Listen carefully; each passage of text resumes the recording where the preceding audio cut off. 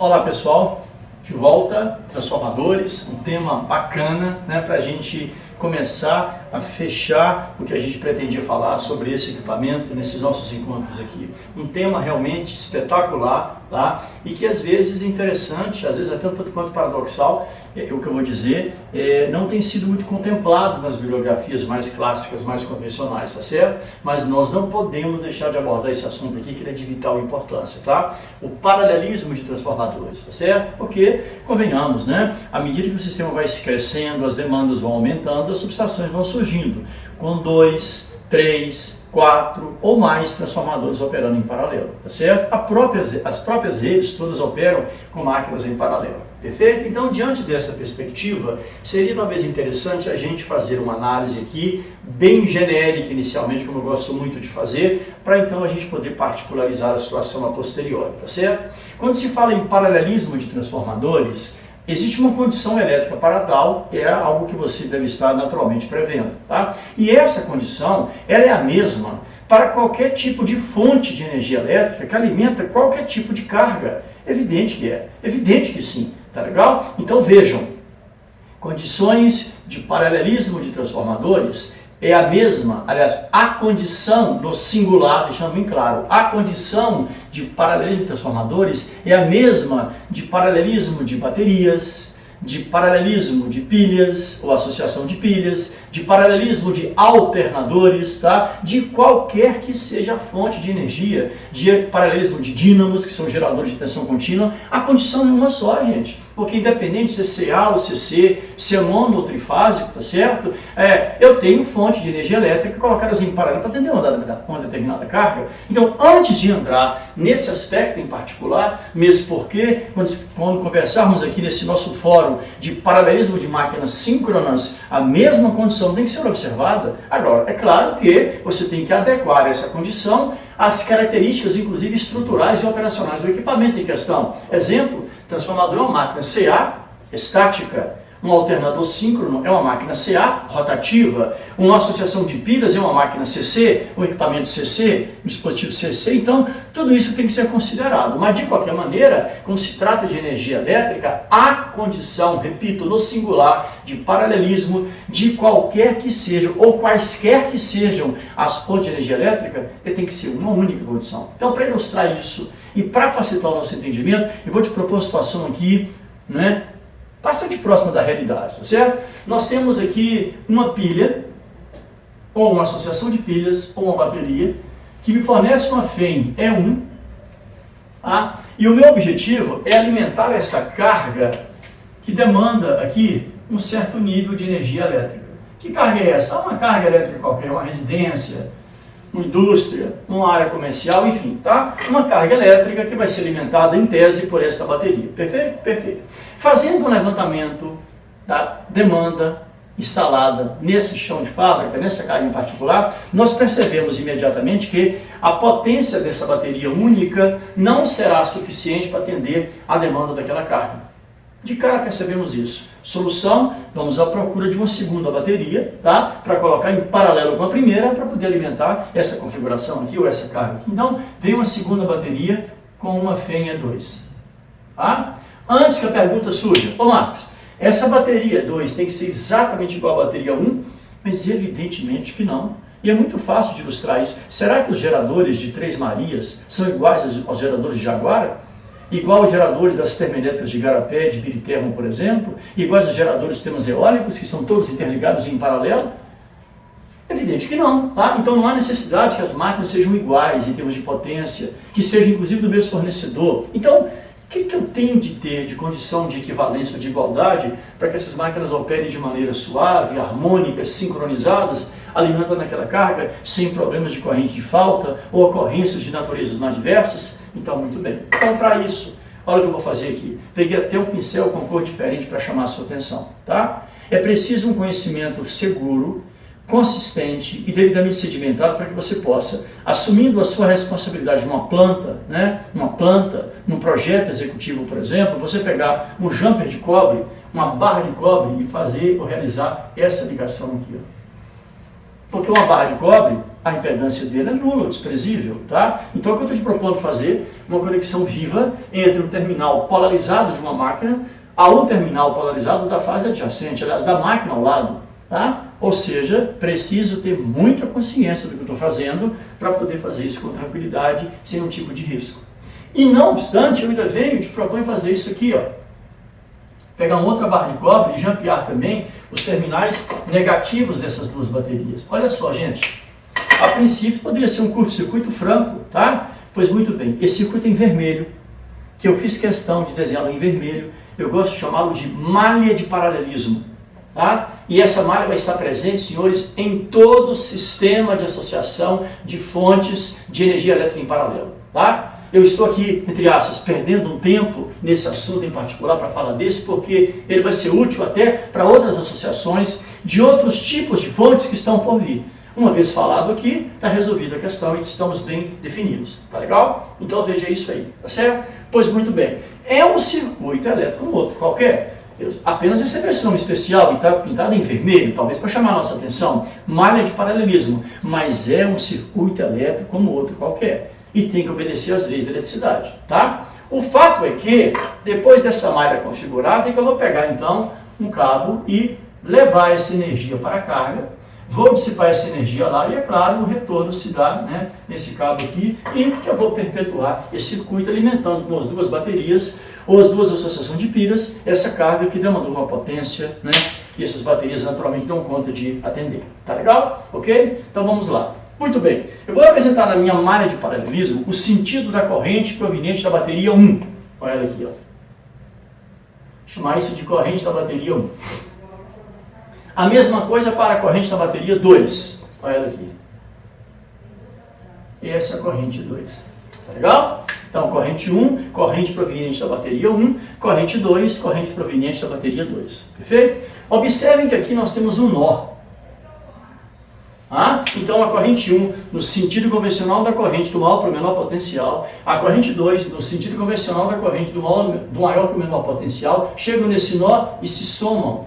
E a soma das duas é que vai caminhar para a carga. Eu vou chamar isso aqui de ID, corrente demandada, que visivelmente, quem será essa corrente ID aqui? Quem nada mais do que a corrente, a soma das correntes das duas baterias. Tá? Então essa corrente demandada pela carga dissipa a energia, retorna, tá?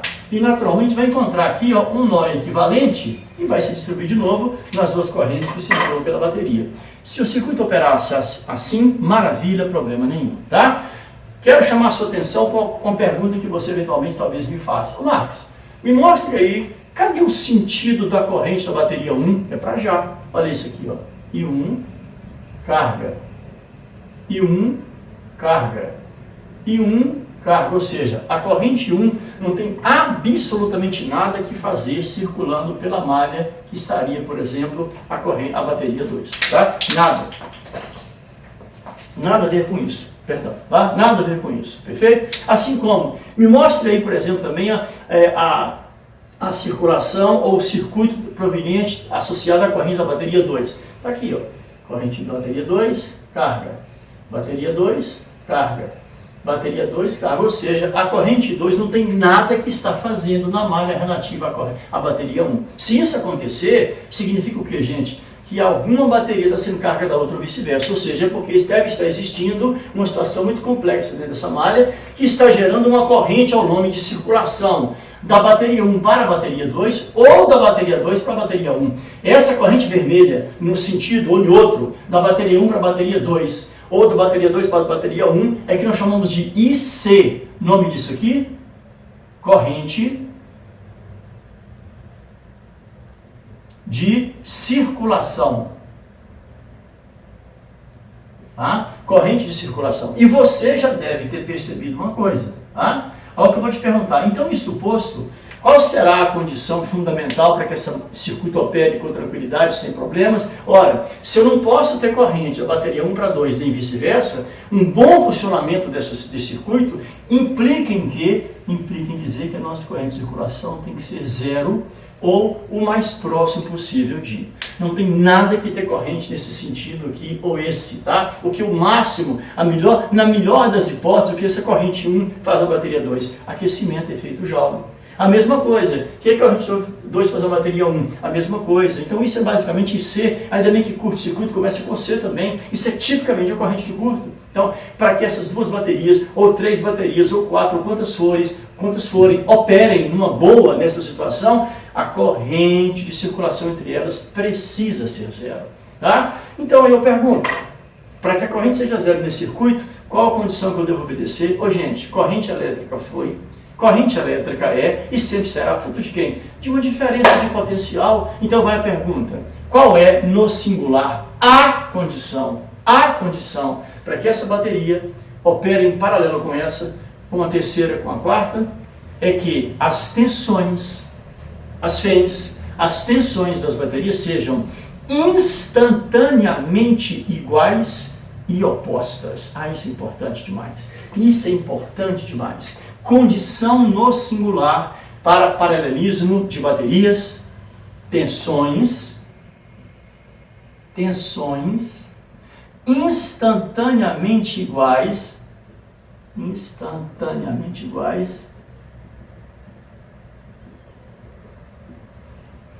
e opostas.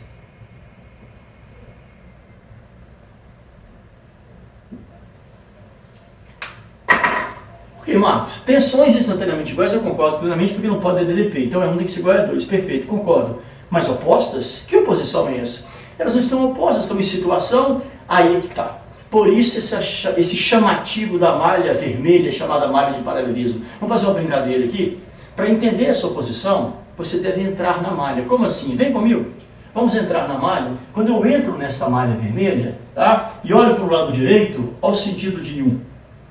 Quando eu olho para o lado esquerdo, ao sentido de 2. Então eu pergunto, como as duas correntes estão para a malha? Não para quem está de fora dela, mas para a malha. E 1 nesse sentido e 2 nesse realmente estão como opostas. Isso significa baterias opostas ou opostas e vai fazer com que, no nó, elas se somem e ambas as correntes se dirijam para onde? Para a carga em forma de corrente demandada. Essa é a oposição. Ô Marcos, mas eu não estou entendendo ainda. E se por acaso eu propusesse a você uma associação assim? Está aqui o meu E1, está aqui o meu E2, rigorosamente igual a E1, tá? Eu venho e fecho a minha malha de paralelismo, tá certo? Ora, elas estão opostas para quem está do lado de fora, opostas para quem não participa da malha. Se você entrar na malha, você vai ver uma corrente 1 nesse sentido, enquanto a corrente 2 está nesse sentido. O que você vê aqui, gente? Claramente, uma corrente realimentando a outra. Se você fizer isso aqui, isso é um curto-circuito franco, efetivo, e a pior situação de falta possível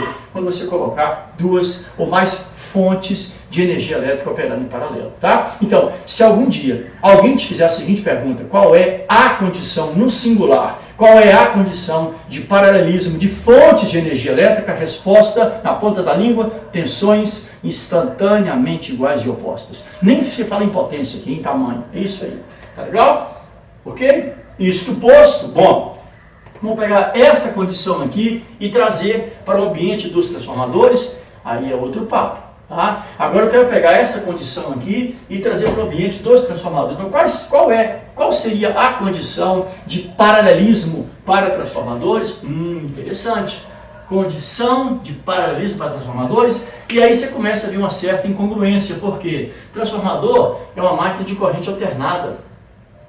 E em corrente alternada, em tensão alternada, você não trabalha com valor instantâneo.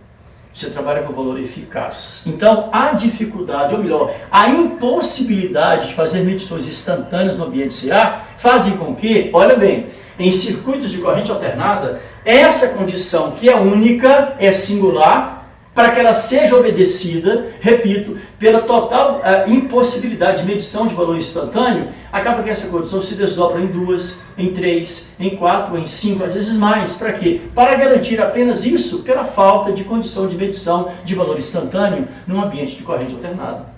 Então, por essa razão é que a condição de paralelismo de transformadores, tá, passa a ser várias. Por quê? Porque não tem condição de fazer medição em valor instantâneo. Então, isso aqui, que é uma condição só, singular, quando você trazida para transformadores, ela se converte em 4 condições. Então, condições no plural, condições de paralelismo, mas de transformadores. Agora passou a ficar no plural, não porque mudou, a condição é a mesma, mas como eu não posso medir tensão instantânea no ambiente CA, acaba que a gente é obrigado a caminhar para essa condição, tá legal? Para esse estudo mais detalhado, particularmente em transformadores. Mas não se esqueçam disso, tá? Isso vai ser muito útil para vocês, inclusive em outras situações, em outros arranjos que não de transformadores em paralelo, tá? Mas vamos para o caso em particular. Eu vou elencar aqui as 4 condições, colocando algumas bolinhas no início de cada uma delas, para destrinchar cada uma delas separadamente, tá bom? Então são 4 condições basicamente. Transformadores devem ter, transformadores que operam em paralelo devem ter a mesma relação de transformação,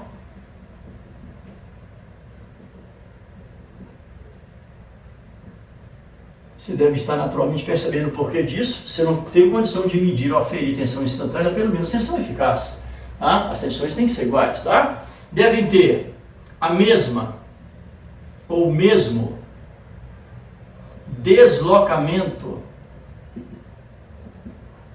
angular, tá? E aqui eu vou colocar uma bolinha vermelha nessas 2 condições, como quem diz assim, elas são imprescindíveis, têm que ser obedecidas para que você coloque quaisquer 2 transformadores em paralelo, tá? Se você não fizer isso, você não consegue startar a sua subestação, tá? Além disso, no sentido agora de otimizar a sua planta, uma bolinha azul, no sentido de otimização dessa planta, essas máquinas devem ter a mesma impedância percentual.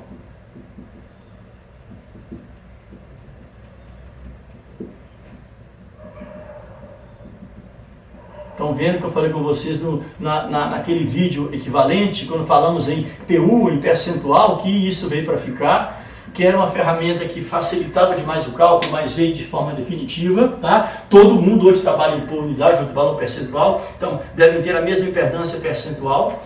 É uma situação de otimização, o que significa que, Marcos, e se por acaso não tiver, você pode colocar em paralelo? Poder, você pode, mas é preciso você ficar atento com eventuais sobrecargas de um ou outro transformador. Vamos comentar sobre isso detalhadamente em breve, tá? E uma 4ª condição, que as máquinas devem ter o mesmo argumento de impedância. Que negócio é esse de argumento de impedância? É algo também que nós vamos conversar detalhadamente, que eu vou falar de cada uma delas separadamente, né, em particular, à medida que formos destrinchando isso aqui. Também uma condição de otimização, tá? Só vou dar uma dica para você, tá? Será que quando eu disser para você que eu tenho 3 transformadores em paralelo, um, por exemplo, de 10 kVA, outro de 20 kVA, outro de 30 kVA, você pode me dizer de cátedra imediatamente que a potência da subestação são 60 kVA? 10 mais 20 mais 30? É uma pergunta interessante, tá certo? Então veja bem, chama atenção. Qual é a condição para colocar transformadores operando em paralelo? Tensões instantaneamente iguais e opostas, estamos conversados. Mas eu não meço o valor instantâneo em corrente alternada, então, para obedecer essa única condição, no caso dos transformadores são necessárias essas 4. As 2 primeiras condições obrigatórias, imprescindíveis, se você não obedecer, você não consegue fechar os transformadores, tá certo? Você vai ter situações de curto severa na malha, e essas 2 últimas de otimização, para dar mais eficiência e otimizar o seu trabalho na sua subestação, tá certo? Então agora, vamos começar a trabalhar cada uma delas. E antes disso, né, já que aqui eu tenho tensão instantânea, Marcos, tem como você me mostrar uma configuração como essa, por exemplo, numa malha de um transformador trifásico? Sem problema nenhum. Permitam-me aqui, por uma questão de espaço físico, é uma limitação que nós estamos tendo aqui, não tem como fugir a isso, pelo menos nesse momento, né? Nosso quadro é de pequenas dimensões, mas nós vamos aqui organizando direitinho. Você já tem esses dados todos aí armazenados com vocês, então não é uma coisa que vai trazer tanta complicação assim, tá? Eu vou fazer um desenho aqui, um diagrama trifilar, por exemplo, de 2 transformadores com os 2 secundários já paralelados, via de regra ligada em estrela, alimentando uma carga trifásica, tá certo? Observando o que vai se acontecer, principalmente com a tal de corrente demandada em cada uma das fases. Eu penso, gente, que essa visão intrínseca do que está acontecendo na máquina é muito importante para a gente. Vocês sabem que eu não abro mão do diagrama. Engenheiro, para mim, de bom nível, não bate um prego numa tábua sem diagrama, elétrico, fasorial, de ligação, quem sabe todos eles juntos, não custa nada, tá? Então vejamos, admitamos que nós temos aqui um transformador ligado em estrela, por exemplo, tá? É ele aí, perfeito? Então, nosso transformador ligado em estrela, tá? Sequência de fase pré-estabelecida, não esqueçam disso, essa máquina não está ligada ao acaso, nem solto no mundo, tá certo? Olha lá. E na sequência correta, então vamos lá, girando, fase A, fase B, fase C, né? Perfeito? Esse é o transformador 1. Ao lado dele um outro transformador, igualzinho, não necessariamente, mas se for, problema nenhum, tá? Mas a sequência tem que ser igual, certo? Evidentemente. E aqui, uma carga trifásica que está demandando uma potência que um único transformador não daria conta de fornecer. Percebem que a situação é a mesmíssima do grupo de baterias? Tá? Olha o que eu vou fazer. Malha de paralelismo. Olha o detalhe, gente. Tá? Evidente que, respeitando as ligações, uma coisa que eu tenho dito para vocês, bobina tem polo. Quem tem terminal é bateria. Isso só ganha reforço, só ganha importância quando você observa isso aqui com essa natureza e nessa configuração. Tá? Então vejamos. Tá? O que nós temos aqui para trabalhar? Jampeamos os terminais polarizados, os terminais, né, da bateria, mais com mais e menos com menos, para construir a malha de paralelismo. O que você acha que eu vou fazer aqui? E notem bem, esse é o secundário do transformador 1, esse é o secundário do transformador 2, tá? Esse aqui é o transformador T1 e esse é o transformador T2, os seus respectivos secundários, tá? Ligados em estrela. Aí, tá certo? Então, olha o que eu vou fazer, como você já deve estar prevendo, jumper de cobre, malha de paralelismo, terminal polarizado, ponta polarizada A do primeiro tráfego, a ponta polarizada A do segundo tráfego, ponta polarizada B do primeiro tráfego, a ponta polarizada B do segundo tráfego, ponta polarizada C do primeiro tráfego, a ponta polarizada C do segundo transformador. Tá aí. Tá? A malha de paralelismo dos secundários dessas duas máquinas em paralelo. Desta malha, nós vamos então tirar do jumper o ponto de conexão para fase A no consumidor, fase B no consumidor e a fase C no consumidor. Ainda temos a chance de você aterrar os nêutrons e tirar o quarto condutor para levar a carga que vamos representar daqui a pouquinho. Certo? Vamos terminar esse raciocínio aqui. Olha que coisa legal, gente. Olha que coisa legal. Isso é um trifilar dos secundários de dois transformadores operando em paralelo, tá? Vamos representar ali a corrente na fase 1 do transformador 1. Na fase A, olha ela aqui. Essa é a corrente IA do transformador 1. Vou chamar de IA1. Tá? Essa é a corrente IA do transformador 2, chamar de IA2. Lembra daquele nó na malha de paralelismo? Olha ele aqui, ó. Olha ele aqui, ó. O que eu tenho nesse nó? Eu venho com IA1 mais IA2, resultado delas se somam. E qual vai ser a corrente demandada na fase A? A minha corrente A, que é quem? Com certeza, IA1 mais IA2. Você não acabou de ver isso na bateria? Pois muito bem, está vendo agora no seu trifásico um pequeno diagrama trifilar.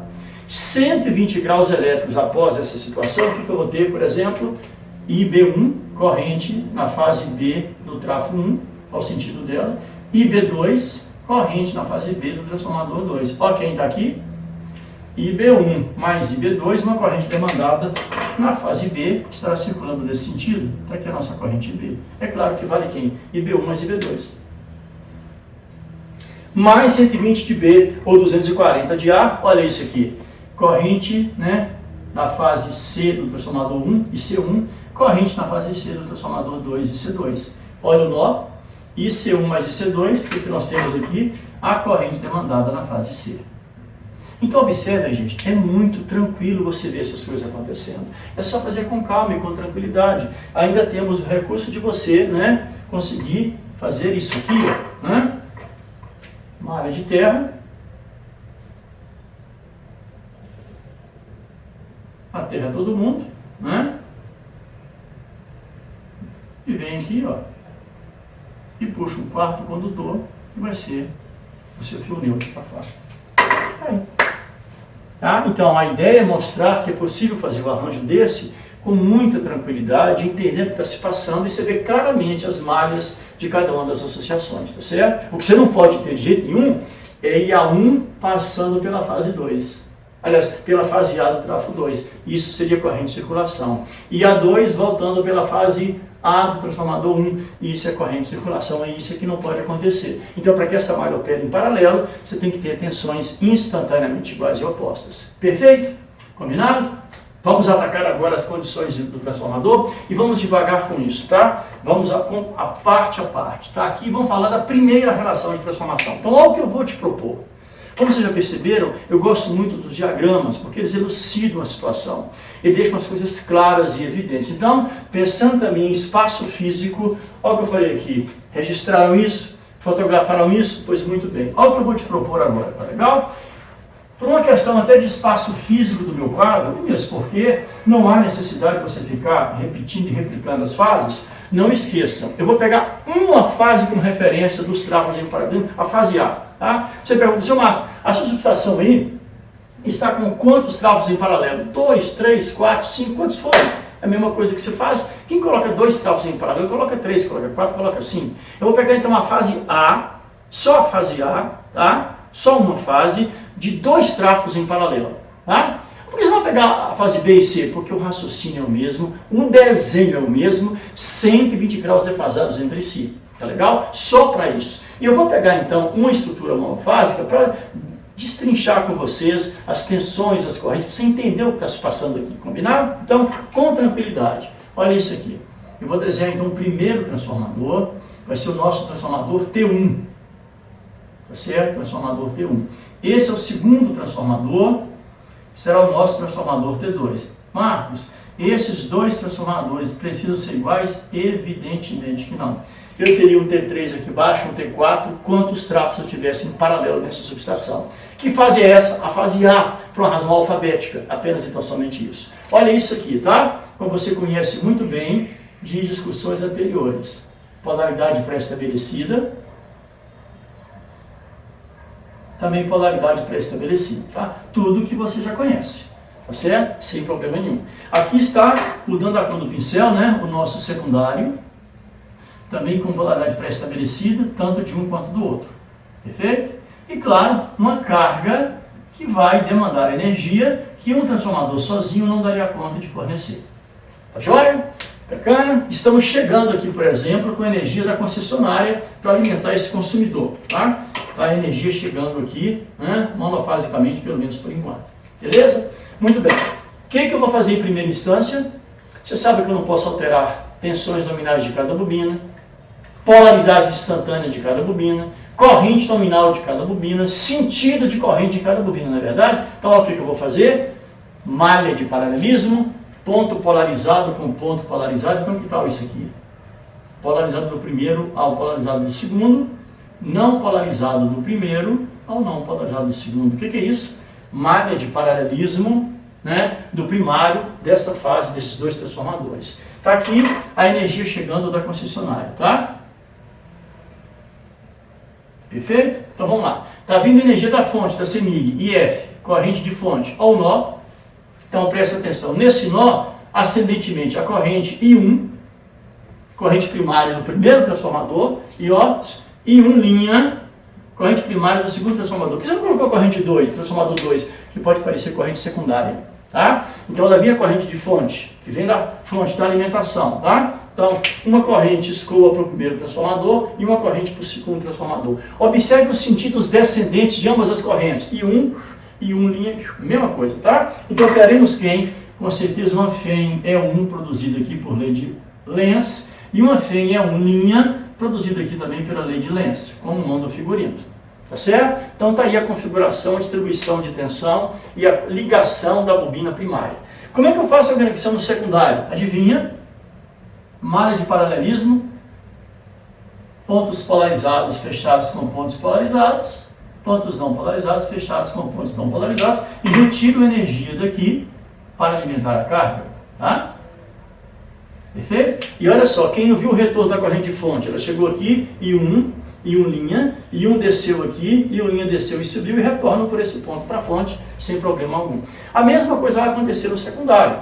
Não esqueça que temos aqui um E2, FEM de Faraday no secundário da primeira máquina, e FEM E2 linha, FEM da lei de Faraday no secundário da segunda máquina. Está aqui o nosso E2 linha, certo? Legal? O que significa que uma corrente I2 será demandada por esse secundário aqui, uma corrente I2' demandada por esse secundário aqui, se encontram nesse ponto, vai lá para a corrente demandada pela carga. Retornam aqui, o I2 sobe, o I2' vem para cá e observe, enquanto I1 é descendente, I2 é ascendente, sempre em ambos os equipamentos. Tá legal? Pois muito bem.